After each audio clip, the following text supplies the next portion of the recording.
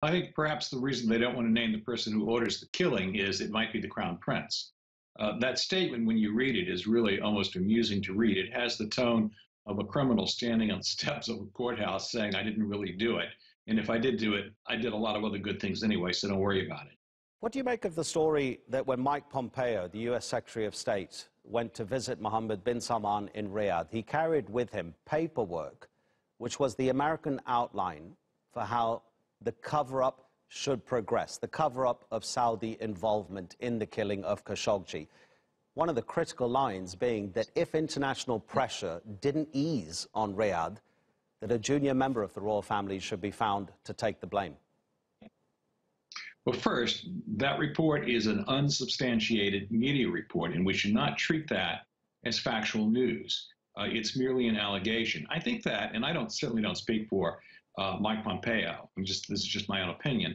I think that what's going on with the administration is that they're outraged by the killing of Khashoggi, but from their perspective, their responsibility is to protect the interests strategically of the United States. And the way that they view Saudi Arabia is as an important strategic ally in halting the spread of Iranian adventurism in economics and in regional stability. And I think from a strategic point of view, they are putting that ahead of their what I suspect is a very deep private outrage over what the Crown Prince or people around him have ordered. But I just want to say one more time, to suggest that Mike Pompeo went to Riyadh and that the United States or an official of this government came up with an idea for a cover-up is unfair, and there is no substantiation of that. That is just, and it's really not proper to treat it that way.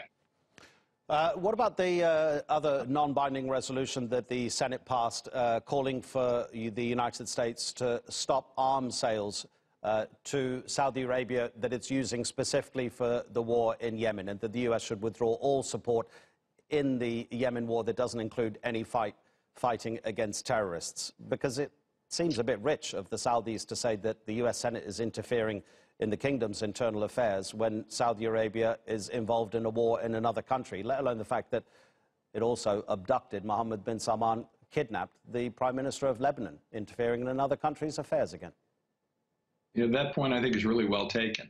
I think what you're seeing in the Senate is again outrage at the debacle that has ensued when Saudi Arabia prompted an invasion of Yemen. We're seeing 11 million people on the verge of starvation, hundreds of thousands of people whose lives are at risk, a war without any real end, although there's been some progress in peace talks just in this past week or so. The fact of the matter is that Saudi foreign policy, to put it mildly, has left something to be desired in terms of its prudence or its effectiveness.